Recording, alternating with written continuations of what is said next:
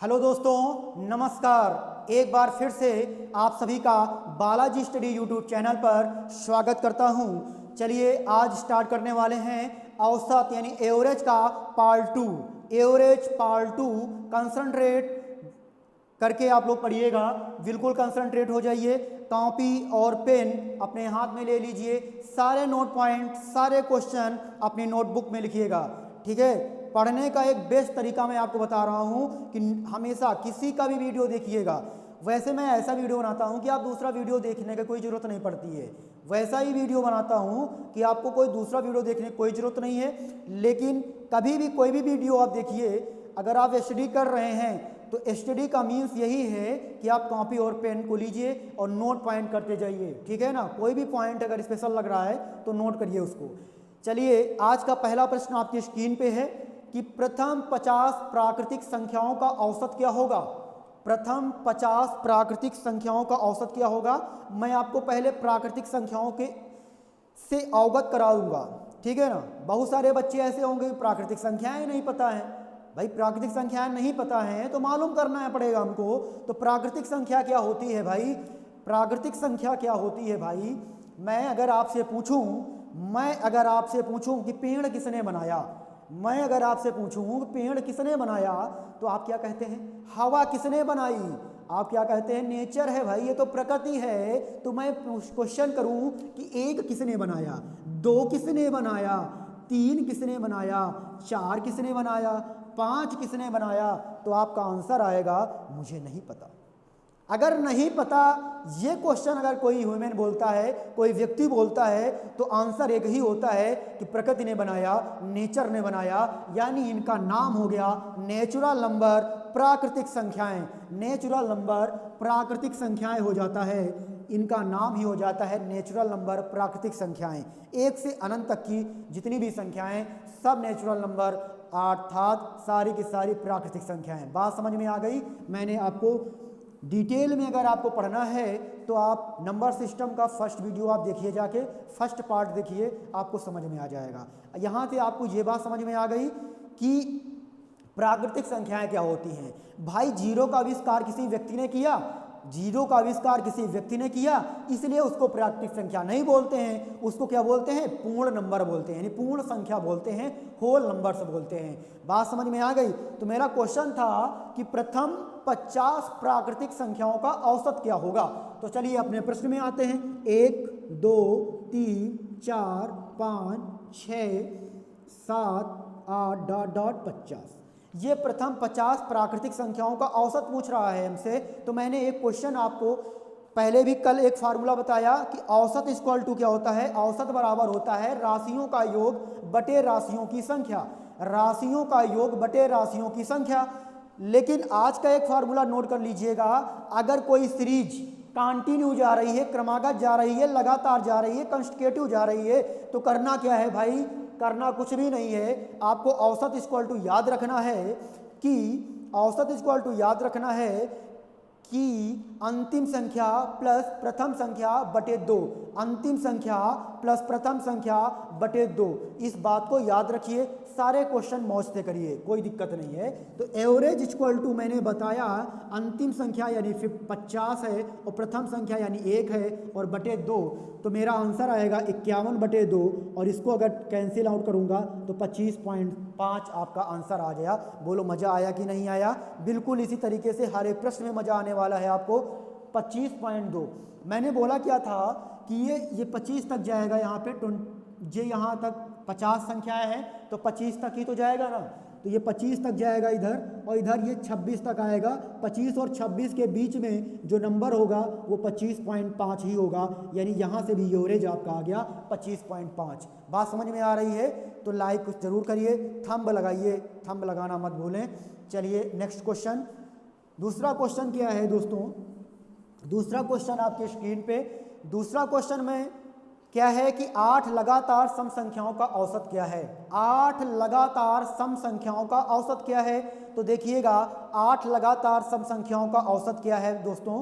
तो 8 लगातार सम संख्याओं का औसत क्या होता है।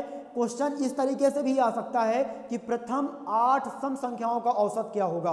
प्रथम 8 सम संख्याओं का औसत यानी 2 4 6, 8, 10, 12, 14, 16, 1, 2, 3, 4, 5, 6, 7, 8, ये प्रथम 8 लगातार या प्रथम 8 सम संख्याएं हैं। बात समझ में आ रही है? बिल्कुल समझ में आनी चाहिए आपको। तो ये है, मैं अगर इस पे ये कंसेक्यूटिव नंबर लगातार लिखे हुए हैं ना, ये नंबर लगातार लिखे हुए हैं, अगर ये नंबर लगातार लिखे हुए हैं और 4 4 का पेयर बना दो तो इसके बीच में जो संख्या आएगी वही तो मेरा एवरेज होगी। तो इसके बीच में नंबर कौन सा आया? 9 आया। बात समझ में आया? मैंने बोल ही दिया था कि औसत का मतलब होता है मध्यमान, औसत का मतलब होता है मध्यमान, और यहाँ पर भी औसत का मतलब मध्यमान हो गया। अगर ऐसी कंडीशन बनती है कि संख्याएं क्रमागत हैं तो बिल्कुल आप ऐसा कर सकते हैं, ठीक है ना। दूसरे तरीके से आप समझ सकते हैं प्रश्न को कि एवरेज इक्वल टू, मैंने बताया अंतिम संख्या यानी 16 है और प्रथम संख्या यानी 2 है, by 2 equal to 18/2, 18/2 equal to 9, यानी आपका आंसर 9 यहाँ से भी आ गया। समझ में आ रहा है? हर एक कॉन्सेप्ट आपका क्लियर कराऊंगा। दोस्तों अगर आप चैनल पे नए हैं तो सब्सक्राइब कर अपने मित्र को शेयर करें, इसी तरीके के वो भी सीख पाए, हर एक क्वेश्चन को वो भी समझ पाए, यानी मित्रों को जरूर शेयर करें। दान करना, दान ही सबसे बड़ा है अगर आप दान कर रहे हैं किसी चीज़ का, ठीक है ना। चलिए सहयोग जरूर करें, सहयोग जरूर करें एक दूसरे का, ठीक है। चलिए नेक्स्ट प्रश्न क्या है कि 8 तक सम संख्याओं का, 8 तक सम संख्याओं का औसत क्या है? 8 तक सम संख्याओं का औसत क्या है? दोस्तों यहाँ पे जरा सा ध्यान दीजिएगा आप लोग कि क्वेश्चन में है क्या कि पहला क्वेश्चन बोला कि प्रथम 8 लगातार सम संख्याओं का औसत और 8 सम संख्याओं का औसत, दोनों क्वेश्चन में दोस्तों डिफरेंट है, कुछ अंतर है, और ऐसे ही प्रश्न को आप पेपर में गलत कर देते हैं, तो गलत न करिएगा। आज के बाद गलत करने का कोई चांस नहीं दूंगा मैं आपको। 8 तक का मतलब होता है कि 2, 4, 6 और 8, ये 8 तक सम संख्याएं हो गई। अगर ये 4 तक कितनी सम संख्याएं? 4 हैं, और तो मध्यमान क्या होगा? यहाँ से ये, यहाँ से, तो यही तो मध्यमान होगा। 4 और 6 के बीच में संख्या कौन सी आती है? 5 आती है। तो मेरा एवरेज कितना आ गया? मेरा एवरेज निकल के आ गया 5 निकल के आ गया। समझ में आ रहा है? अंतिम संख्या प्लस प्रथम संख्या बटे 2 यानी 10/2 इक्वल टू 5, आपका आंसर आ जाएगा। आप अच्छे तरीके से कर सकते हैं प्रश्न को, ठीक है। चलिए आगे प्रश्न की तरफ चलते हैं। अगला प्रश्न आपसे क्या कह रहा है कि 1 से 150 तक सभी सम संख्याओं का औसत क्या होगा? क्वेश्चन कह रहा है 1 से 150, 1 से 150 तक की सम संख्याओं का, सभी सम संख्याओं का औसत क्या है? आप लोग आंसर दीजिए, मैं बता रहा हूं अभी।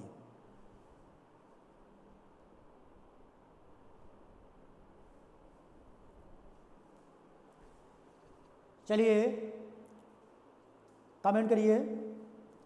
चलिए देखिए, 1 से 150 तक सभी सम संख्याओं का औसत क्या है? तो कुछ नहीं करना है, मैंने आपको अच्छे से बताया। 1 से 150 तक का मीन्स ये हुआ संख्याएं जितनी भी रहेंगी क्रमागत रहेंगी, संख्याएं जितनी भी रहेंगी क्रमागत रहने वाली हैं। तो क्रमागत के लिए आपको कुछ नहीं करना रहता है कि आपने अंतिम संख्या लिख ली और आपने प्रथम संख्या लिख ली और बटे 2 से भाग कर दिया, बस आपका तो आंसर आने वाला है, आपका तो आंसर आने वाला है। दूसरे लोग तो इस प्रश्न को पढ़ते ही रह गए और आपका आंसर आ गया। बोलो भैया कितना आसान लग रहा है? तो लाइक जरूर करिएगा, शेयर जरूर करिएगा। समझ में आ रहा है कि नहीं आ रहा है? बिल्कुल समझ में आ रहा होगा, ठीक है ना। चलिए आगे चलते हैं प्रश्न में। अगला प्रश्न आपकी स्क्रीन पे कह रहा है कि प्रथम 15 क्रमागत विषम संख्याओं का औसत क्या है? तो देखो विषम संख्याएं भी आपको परिचय है। अगर आप सम विषम प्राकृतिक संख्याएं नहीं जानते हैं तो आप नंबर सिस्टम का फर्स्ट वीडियो देख लीजिएगा भाई, आप सारा जितना भी कॉन्सेप्ट है सारा क्लियर हो जाएगा, कोई डाउट नहीं रहने वाला है आपके पास, किसी प्रकार का कोई डाउट नहीं रहेगा। ये मेरा चैलेंज है, ठीक है ना, कोई दिक्कत नहीं रहेगी, बहुत अच्छे से मैंने समझा रखा है वहाँ पे। चलिए प्रथम 15 क्रमागत विषम संख्याओं का औसत क्या होगा ये देखो, ठीक है ना। तो विषम संख्याएं होती हैं 1, 3, 5, 7, 9 ... 29। प्रथम 15 बोला है, ठीक है ना, 15 तक नहीं बोला है, प्रथम 15, तो ये 30 तक यानी 29 हो जाएगा, ठीक है ना। आपके पास एक फार्मूला मैंने पहले से दे रखा है कि एवीजी यानी एवरेज इक्वल टू क्या होता है, अंतिम संख्या प्लस प्रथम संख्या बटे 2, अंतिम संख्या प्लस प्रथम संख्या बटे 2। सिंपल सी बात है, कुछ नहीं करना है, 30/2 हो जाएगा और आपका आंसर 15 आ जाएगा, ठीक है ना। तो यहाँ से एक कॉन्सेप्ट निकल के आया कि विषम संख्याओं का औसत वही होता है अगर क्रमागत में है तो, अगर क्रमागत में है तो, बस ध्यान रखिएगा, क्रमागत में अगर है, सीरीज क्रमागत में दी गई है, क्रमागत संख्याओं का पूछा जा रहा है, तो मेरा औसत वही होगा जितनी संख्याओं का औसत पूछा जा रहा है, क्योंकि यहाँ पे 15 संख्याओं का औसत पूछा गया और मेरा आंसर कितना आया, 15 ही आया। सर ये तो एक क्वेश्चन हुआ, मेरी बात समझ में नहीं आ रही है, तो दूसरा क्वेश्चन देखो, ये तो एक ही क्वेश्चन हुआ ना, तो दूसरा क्वेश्चन एक बार और समझ लिया जाए, क्या ये बात सही है जो सर ने बताई है, जरा एक बार बिल्कुल इस डाउट को पूरा क्लियर किया जाए। मैं क्या बात सही बता रहा हूं आपको, मैंने आपसे बोला प्रथम 5 विषम संख्याओं का औसत क्या होगा, प्रथम 5 विषम संख्याओं का औसत क्या होगा, तो विषम संख्याओं का औसत, प्रथम 5 विषम संख्याओं का औसत मैं बोल रहा हूं, यहाँ पे 7 आ जाएगा, 9 आ जाएगा, तो ये प्रथम 5 विषम संख्याएं हो गई भाई साहब। तो यहाँ से 2 इधर से ले लिया और 2 इधर से ले लिया, तो मेरा एवरेज निकल के आ गया 5, और मैंने 5 ही संख्या तो बोली थी ना, मैंने 5 ही संख्या तो बोला था ना, तो मेरा आंसर कितना आया, 5 आया। तो डाउट मत रखिएगा कि विषम संख्याओं यानी ऑड नंबर एवरेज अगर पूछा जाए तो हमारा आंसर n ही होगा, ऑड नंबर एवरेज पूछा जाए तो आंसर सीधा n मीन्स जो जितनी संख्याओं का एवरेज पूछा गया है, आप डायरेक्ट उसको बोल सकते हो कि यही मेरा एवरेज होगा। बात समझ में आ रही है ना। चलिए आगे चलते हैं, कमेंट बॉक्स में ज़रूर बताइए कि वीडियो कैसा लग रहा है आपको, क्वेश्चन समझ में आ रहे हैं या नहीं आ रहे हैं, ठीक है ना, सारी बात बताइए आप। चलिए अगला प्रश्न क्या कह रहा है कि लगातार यानी प्रथम या लगातार 4 क्रमागत संख्याओं का औसत क्या होगा, लगातार 4, ठीक है ना। तो प्रश्न बहुत अच्छा है, प्रथम 4 क्रमागत संख्याओं का औसत क्या होगा, तो प्रथम 4 बोला गया है, 1 है, अब प्रथम 4 यहाँ पे विषम होना चाहिए था प्रश्न में, तो विषम बोल दिया जाए, तो विषम अगर बोला जाता है तो 1 3 5 और 7, 1 3 5 और 7, 1 3 और 5 और 7। तो यहाँ पर सिंपल सी बात है, आप इस प्रश्न को सॉल्व कर सकते हो। तो 4 बोला गया, इधर से छोड़ दो, इधर छोड़ दो, यहाँ पे कौन सा नंबर आने वाला है, 4 आने वाला है। बात समझ में आ रही है। तो इस तरीके से मैं प्रश्न को आपका बिल्कुल बेसिक क्लियर करा रहा हूँ, छोटे से प्रश्न लेता हूँ, अच्छे तरह से समझा रहा हूँ आपको, बिल्कुल आप इसे इग्नोर मत करिए, अच्छे से पढ़िए, हर एक कॉन्सेप्ट आपका दूर हो जाएगा, ठीक है ना, हर एक कॉन्सेप्ट क्लियर हो जाएगा, कोई दिक्कत नहीं होने वाली है। बस चैनल पे बने रहिए और सपोर्ट करते रहिए, ठीक है। चलिए अगले का है, अगला प्रश्न आपसे क्या कह रहा है, अगला प्रश्न कह रहा है आपसे, आपके स्क्रीन पे है, प्रश्न कह रहा है कि 6 और 34 के बीच सभी संख्याओं का औसत ज्ञात करें जो 5 से विभाजित हों। बहुत ही प्यारा प्रश्न है दोस्तों, ऐसा ही प्रश्न आपके पेपर में बनता है कि 6 और 34 के बीच सभी संख्याओं का औसत ज्ञात करें जो 5 से विभाजित हो। देखिए 5 से विभाजित हो, यहाँ पे नंबर ऑफ ये जो नंबर हैं, संख्याएं कितनी हैं, ठीक है ना, ये फाइंड करना थोड़ा सा दिक्कत हो सकता है स्टूडेंट के लिए, ठीक है ना। तो कोई दिक्कत नहीं है, कैसे करना है प्रश्न को बिल्कुल बेसिक पहले सिखाने वाला हूं मैं आपको कि 6 और 34 के बीच, 6 और 34 के बीच उन सभी संख्याओं का औसत ज्ञात करें जो 5, तो 6 और 34 के बीच की संख्या होनी चाहिए। पहले उन्होंने आपको एक लिमिट दे दी है कि 6 और 34 के बीच में होनी चाहिए, लेकिन बोला क्या है कि 5 से विभाजित, तो 5 के गुणज होने चाहिए ना, तो क्या होना चाहिए, 6 से बड़ी संख्या यानी 10 20 30, ठीक है ना, क्या हो सकता है 10 20 30, यही डायरेक्टली नहीं होंगे, 5 के गुणज होंगे। तो 5 के गुणज होने का मतलब हो गया कि 10 के बाद 15 भी आता है, 20 भी आता है, 25 भी आता है और 30 भी आता है। तो ये हुआ, समझ में आई बात। ये सारे 5 से संख्याएं कट रही हैं कि नहीं कट रही हैं। देखो ये तो एक नॉर्मल सा प्रश्न था, नॉर्मल सा प्रश्न होने का मीन्स ये हुआ जाके कि ये 5 का गुणज बता दिया, वो कहे 2 और 3 से विभाजित हो, 2 से विभाजित हो या 7 से विभाजित हो, और एक लंबा यहाँ पे लिमिट दे दे, कुछ बहुत सारा लंबा लिमिट दे दे। तो करना क्या है कि आप ऐसे भी प्रश्न को सॉल्व कर सकते हैं दोस्त कि 34 बटे 5 से विभाजित करने के लिए बोल रहा है। फिर क्या करना है 6 बटे 5, इसको एक बार जरा करो, 5 6 का 30 और 5 का नम 5 माइनस कर दिया, तो हमारे पास कितनी संख्याएं होंगी जो 5 से विभाजित होंगी इस लिमिट के अंदर, यानी 6 से 34 के बीच में कितनी संख्याएं होंगी, 5 संख्याएं होंगी। हमको ये बात तो पता चल गई ना 5 संख्याएं होंगी कि नहीं होंगी।